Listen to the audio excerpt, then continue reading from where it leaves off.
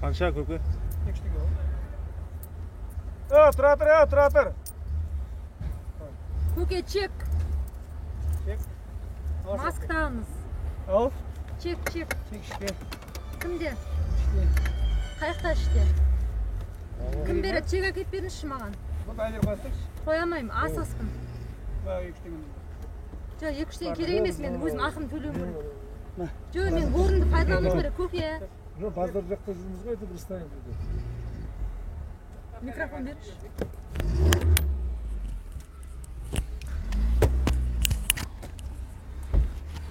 Мынау өздеріңіз Домбета дейді, мынау біздегі базардың жанындағы.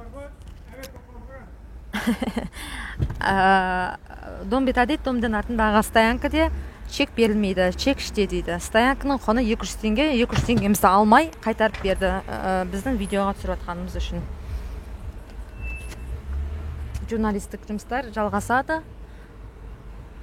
Тағы да қосымша видеолар салатын боламыз.